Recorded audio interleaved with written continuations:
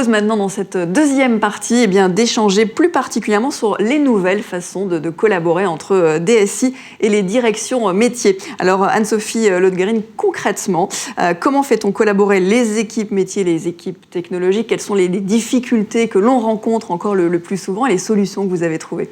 Alors écoutez, Corinne a beaucoup parlé du fait qu'il faut sortir du cadre et je dois avouer que j'aime beaucoup cette image-là parce qu'elle est tout à fait vraie et je pense qu'elle représente de manière très symbolique ce que nous essayons de faire et ce que les nouvelles méthodes de travail apportent.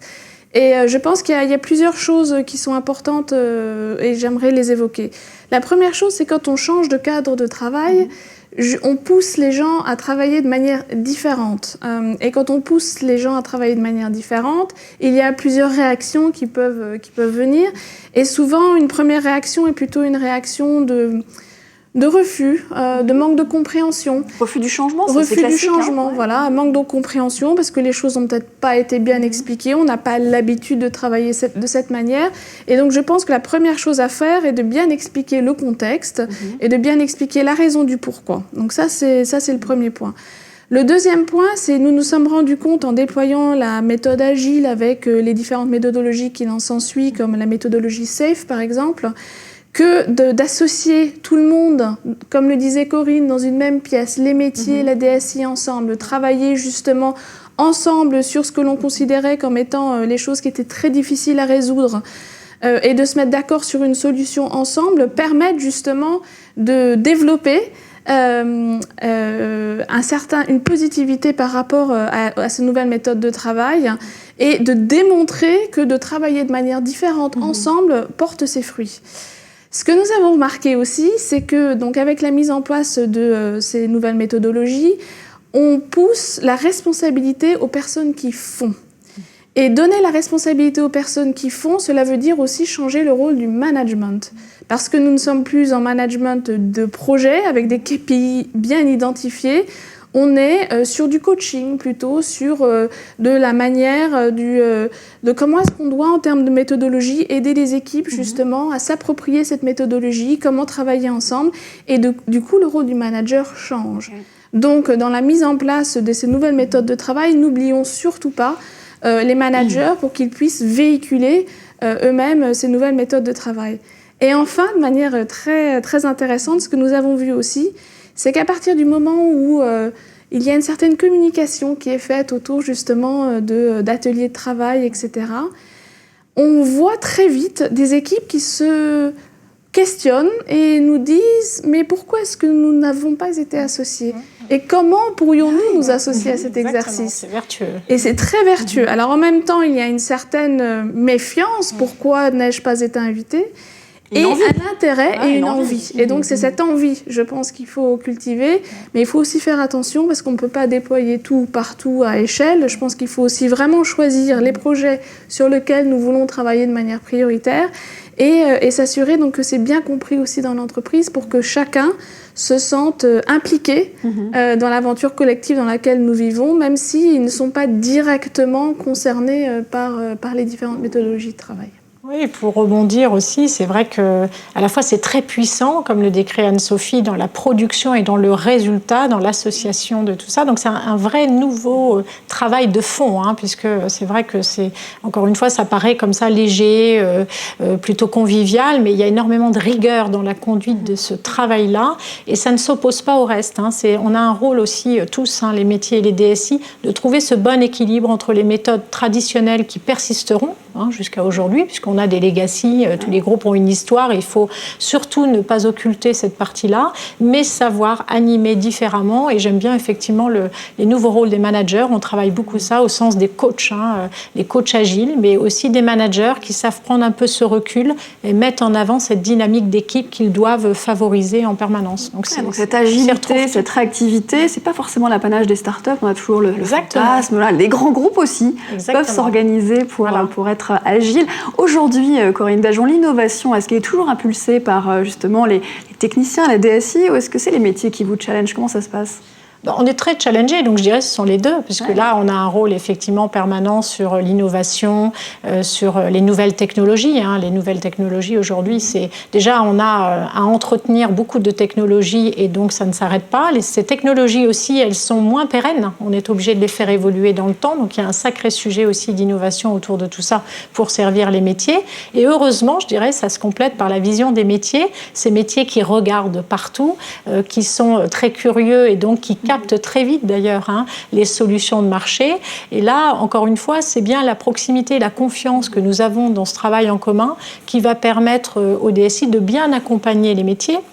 Pourquoi ? Parce qu'à un moment donné, ces solutions innovantes, on va devoir les intégrer dans le système d'information. Mais encore faut-il tout de suite ne pas partir là-dessus pour ne pas bloquer l'initiative des métiers. Encore une fois, nous, on est à l'écoute et on pense que là, ça serait une erreur fondamentale. Tout ne peut pas se passer et fait par nous. Donc, il faut laisser un petit peu cette bulle au niveau des métiers, mais je dirais avec nous pour conseiller. S'assurer qu'on puisse l'intégrer. Exactement. Conseiller, donner les moyens aux métiers d'expérimenter, parce que souvent on nous dit il me faut des données, il faut que tu puisses envoyer ça à telle entreprise. Et rapidement, si possible. Parce que, très vite, mais alors avec la conformité, la sécurité, il ne faut pas oublier ça, parce que c'est un sujet dont on pourrait parler longuement. Donc un rôle de conseil, de permettre ces expérimentations de manière encadrée et favorable aux métiers, mais surtout déjà penser très en amont l'industrialisation, puisqu'on espère que ces expérimentations, quand elles portent leurs fruits, puissent être rapidement aussi généralisées. Donc là, il y a la vitesse qui fait que un fonctionnement en amont le plus combiné possible porte aussi ses fruits sur cette généralisation et l'intégration de ces solutions innovantes, et parfois avec les start-up. Donc encore une fois, ne refaisons pas ce que les autres font très bien. Bien au contraire, on est plus dans des logiques d'intégration de ces solutions. Et d'intégration aussi de tous les collaborateurs. Anne-Sophie Lodgering, comment ne pas laisser des gens de côté dans toutes ces nouvelles organisations, cette transformation numérique? Comment faire en sorte de faire monter en compétences, d'avoir les bonnes compétences au bon endroit? Alors ça, c'est un vrai enjeu. C'est un vrai enjeu. Et je pense que, justement, on parlait de l'attrait des startups. Je pense que quand on travaille dans un grand groupe, même si considéré comme étant un peu moins traditionnel que d'autres sur un certain nombre de sujets, l'attractivité justement de la DSI dans ces grands groupes n'est pas toujours ce qui nous permet d'attirer les talents que nous souhaitons avoir pour justement animer le vivier de compétences que nous avons déjà et l'évolution des compétences. Donc il y a ce premier point qui est à travailler, je pense, et j'imagine que exactement. C'est pareil. Donc voilà, donc ça c'est un premier point. Le deuxième point, je pense, c'est de s'assurer aussi qu'on donne à nos employés, qui sont déjà des experts sur certains sujets, la possibilité de monter en compétences sur d'autres expertises et sur les métiers de demain. Nous avons justement une entité intitulée en anglais Jobs and Skills, donc postes et compétences, qui nous permet justement de réfléchir sur quelles sont les compétences dont nous avons besoin demain et quels sont les postes qui en découleront.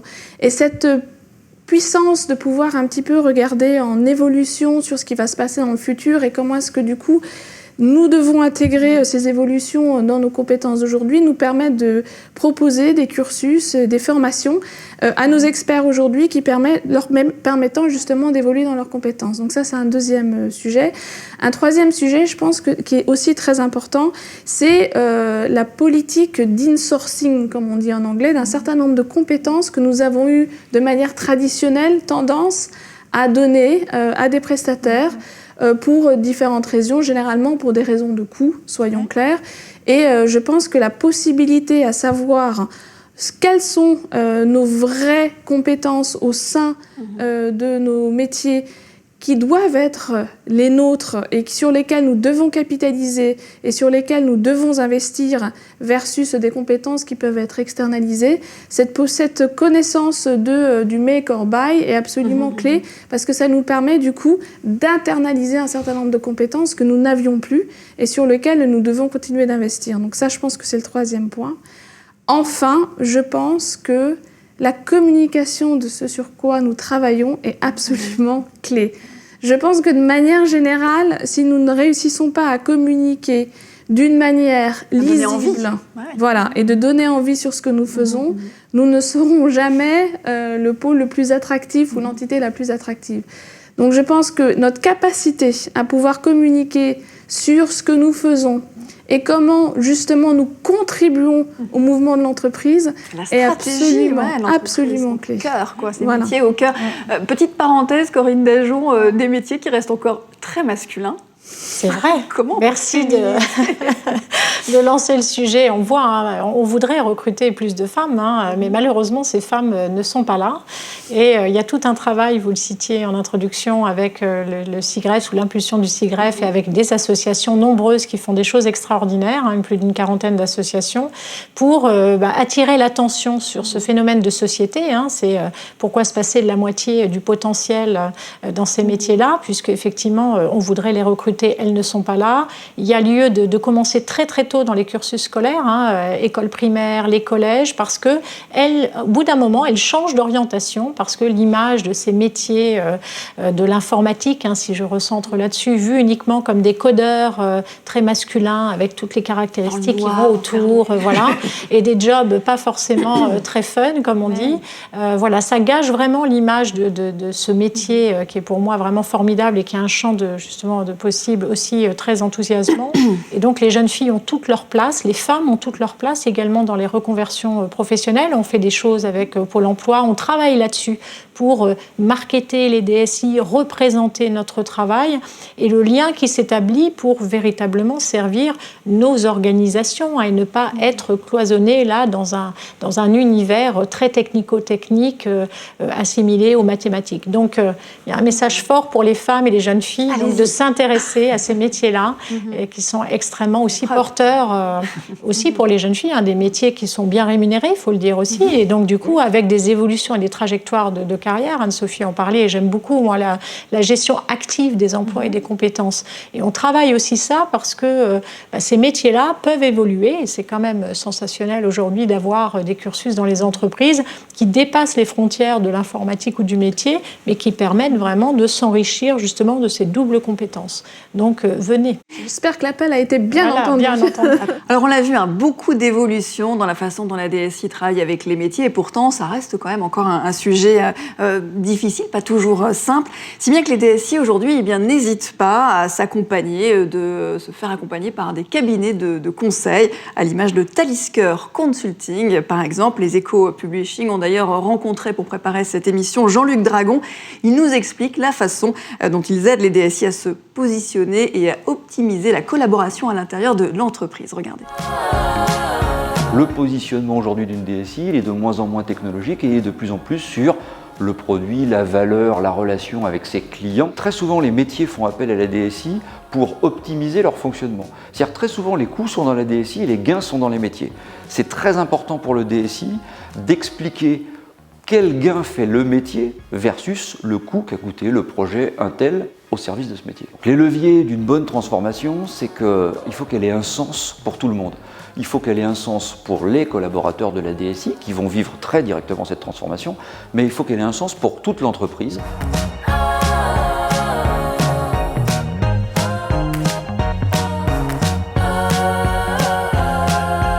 Le vrai sujet de la transformation et notre conviction à nous, c'est que la transformation, elle s'opère par l'extérieur. C'est-à-dire qu'en fait, le sens vient du client. C'est lui qui va guider la transformation. C'est pour lui qu'on travaille, c'est pour lui qu'on existe, et donc c'est pour lui qu'on s'organise. Aujourd'hui, le DSI fait partie intégrante du succès de l'entreprise, et ça veut dire que le DSI, il faut qu'il ressemble à son entreprise. Là où avant, il apportait des solutions technologiques, aujourd'hui, il apporte plutôt des idées de technologie au service du business. Chez certains clients, on travaille effectivement avec des notions marketing qui sont vraiment directement liées de la grande distribution, comme le catégorie management. C'est lié à une notion marketing qui s'appelle la segmentation des clients. Le catégorie management, c'est une manière cohérente de proposer des services. Et on l'utilise dans l'informatique pour des gens qui ont soit des métiers spécifiques, soit des pratiques spécifiques. Parmi les cas qu'on peut citer, il y a Veolia. Ce qui est très intéressant dans la transformation de Veolia, c'est qu'il y a une transformation de la DSI, mais il y a aussi une transformation de l'entreprise. L'entreprise amène une culture différente de responsabilisation du middle management et l'informatique, dans cette ligne-là, se réorganise justement en fonction des métiers.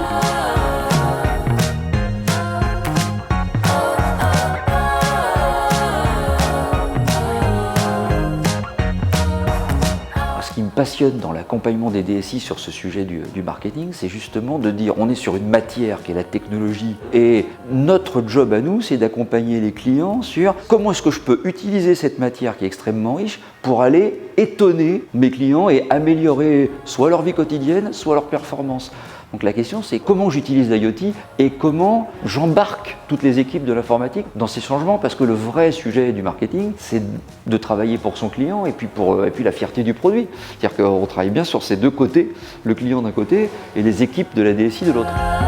L'utilisation donc d'outils marketing au service de la DSI, mesdames, est-ce que vous pensez que c'est une solution intéressante pour fluidifier les relations au sein de l'entreprise sur ces sujets technologiques ? Moi, je pense que nous l'avons évoqué, le travail en commun et en équipe entre d'un côté les activités marketing et de l'autre côté les équipes IT, ce qu'on appelle dans le jargon le product owner et son pendant IT, est fondamental. Parce que c'est ce qui nous permet de travailler ensemble sur les vrais sujets et ce qui est nécessaire au métier. Et il y a une chose pour moi qui me paraît fondamentale et qui m'a énormément parlé, c'est quand on parlait d'utiliser la technologie au service du client pour justement l'étonner. Et je pense que chez Orange Business Services, ce que nous essayons de faire, c'est non seulement d'étonner le client, mais surtout de l'écouter d'abord, en fait. Si nous écoutons un client et que nous essayons de comprendre quels sont ce qu'ils attendent de nous, de manière concrète, que ce soit dans nos outils de provisioning, que ce soit dans nos outils de commande ou alors la manière dont nos produits sont livrés, à partir du moment où nous avons cette capacité d'écoute, ensuite l'analyse de cette écoute qui nous permet de traduire ça en action, tout ça, ça nous permet d'être beaucoup plus efficaces ensemble. Et c'est cette capacité justement entre le marketing et l'IT, à pouvoir établir ces socles de connaissances et pouvoir en tirer une analyse qui nous permet de travailler de manière plus efficace, qui pour moi est extrêmement riche. Ouais, partir des besoins du client au cœur pour réunir... Exactement, c'est fondamental. Je pense qu'effectivement, c'est très bien dit là dans la petite intervention de Thalys Kerr. Le sens qu'on donne aussi aux besoins du client, c'est ça qui nous anime en fait. C'est ça qui nous inspire dans les développements futurs. On parle de parcours client, d'expérience client, tous les outils d'ailleurs qui vont avec, qui ne sont pas que des nouveaux outils, mais qui amènent des changements très important dans les processus pour mieux répondre à ça, y compris pour les collaborateurs de nos groupes qui utilisent ces mêmes solutions-là pour vivre quelque part la même expérience que le client. Donc ça, c'est fondamental. Tout ce marketing, il est fait aussi, parce que moi j'ai participé au trophée du marketing de la DSI aussi, j'ai présidé la dernière séquence, donc je suis très sensible à ça pour arriver justement à donner ce sens-là dans nos discours. Et ça change tout. C'est vraiment un élément clé pour capter l'attention et surtout, j'aime bien quand on allie ça à la performance. Parce que souvent, effectivement, centre de coût. Dans les projets, on fait le total bas de page, on dit mais c'est beaucoup trop cher. Mais pourquoi faire ? Moi je dis toujours pourquoi faire ? Retravaillons ensemble le besoin, parce qu'on est toujours en train d'arbitrer des budgets, mais c'est bien la valeur que nous allons dégager qui est totalement essentielle et qui va permettre justement, ensemble avec le métier, peut-être de recalibrer les dispositifs, les solutions. Et j'aime beaucoup donc cet accent-là parce qu'il ne faut pas l'oublier, c'est-à-dire que nous, DSI, on est toujours dans une logique de trouver des synergies, de veiller à ce qu'on arrive à maîtriser ses coûts pour justement mieux se développer et pouvoir apporter de plus en plus de valeur. Et c'est vraiment un travail au quotidien des DSI que de faire ces choix-là et d'intégrer cette composante économique aussi avec le métier qui parfois voit des solutions donc, qui peuvent être mises rapidement en œuvre, donc qui ne vont pas coûter cher d'un point de vue du projet, mais qui vont coûter très très cher de manière récurrente, et à l'inverse, des solutions avec des investissements lourds et qui vont nous apporter des économies d'échelle extrêmement importantes. Et ça, on en parle peu. Et donc, du coup, recombiner ce marketing, cette valeur dégagée par les systèmes avec le métier et les économies d'échelle propres au groupe sont fondamentaux et sont tout à fait intéressants. Ça permet aussi la création et l'émergence de nouveaux métiers. Quand on voit qu'on travaille ensemble entre le métier et le DSI autour justement de l'écoute client sur son parcours client, ce qu'on appelle le Customer Journey, exactement. Cela implique aussi que nous ayons de nouvelles compétences au niveau des entreprises, les CX Makers, les User Experience Designer. Tout ça, ce sont des compétences absolument clés dont on ne parlait pas il y a 5 ans. Et pour trouver justement ces compétences sur le métier, pour pouvoir les les attirer. Je pense qu'on revient sur un des sujets dont nous avions parlé tout à l'heure. Non seulement au niveau de la DSI, il y a une évolution sur les métiers et les compétences, mais aussi au niveau marketing. Il y a une véritable évolution des compétences qui nous sont nécessaires pour pouvoir justement nous assurer qu'à tout moment, en termes d'enabler, en termes de customer journey, nous répondons bien aux besoins des clients. Donc l'innovation des métiers est partout en fait, partout. Dernière partie de cette émission, nous allons nous projeter vers l'avenir en y ajoutant un ingrédient essentiel, l'intelligence artificielle. Corinne Dajon, comment voyez l'intégration de cette intelligence artificielle dans l'organisation de la DSI? Quel impact elle va avoir? C'est évident qu'il faut l'intégrer et il faut s'y intéresser. Alors, avec beaucoup d'humilité aujourd'hui, parce que je pense qu'on en est encore aux prémices, moi je mettrais l'accent sur deux choses, puisque on doit l'intégrer dans notre quotidien, parce que cette intelligence ne vient pas se pluguer à côté du reste. Donc c'est comment, d'un point de vue des processus, on va l'intégrer, et là dans une première étape pour notre groupe, pour faciliter un peu le travail au quotidien. La réglementation est lourde, par exemple, c'est comment intégrer avec intelligence, en automatisant, en s'appuyant donc sur du machine learning, du deep learning, de dire comment est-ce qu'on va réussir à combiner ça au mieux du commercial, du gestionnaire, de manière à ce qu'il puisse se consacrer, lui, sur des vraies tâches à valeur ajoutée et lui garantir qu'il fait ça dans les règles donc données en termes de conformité notamment. Donc là, l'aspect processus, il doit être bien pensé aussi avec le métier pour voir comment intégrer cette intelligence artificielle dans les processus d'entreprise. Et puis le deuxième élément, c'est la data. Donc la data, là, il y a eu vraiment un travail de fond fait au niveau de notre groupe, parce que aussi, c'est la qualité de la donnée. Enfin, on ne peut pas imaginer l'intelligence artificielle sans travailler la qualité de la donnée. Donc dans les DSI, il y a tous ces référentiels de données, garantir la traçabilité de la donnée, être capable de stocker ces volumes de données en toute sécurité. Donc on est là sur des métiers data scientist nouveaux, sur des socles data centrés comme on les appelle, donc aussi nouvelles technologies. On est aussi dans des univers externes parce qu'il faut allouer des espaces pour pouvoir stocker ça et allouer, désallouer. Donc là, le cloud et toutes les possibilités offertes par ces acteurs sur le marché font partie de cet univers-là. Et puis, bien sûr, expérimenter, ça veut dire être capable de mettre tout ça à disposition des métiers pour que, avec nos data scientists, et il y en a aussi dans les métiers, heureusement, on travaille autour de ces données pour pouvoir, sur de la base de données internes et d'open data, de données externes, essayer de trouver des pistes et puis amener justement cette intelligence dans les processus. Donc nous, on fait des expérimentations, par exemple, pour la fraude au niveau des professionnels de santé, mais aussi, par exemple, pour prévoir les pics d'appel avec des expérimentations qui ont été faites sur toute la partie épidémie de grippe et météo, combiner les deux pour dire, tiens, en fonction de ce contexte-là, comment on pourrait mieux anticiper l'organisation de nos centres d'appel. C'est un autre petit clin d'œil aussi à tout ce qu'on peut faire dans nos univers. Mais le champ des possibles est énorme. On a à peu près plus d'une quarantaine d'innovations en cours aujourd'hui autour de notre Data Lab pour servir justement toutes ces nouvelles expériences d'intelligence artificielle, et on a beaucoup à faire.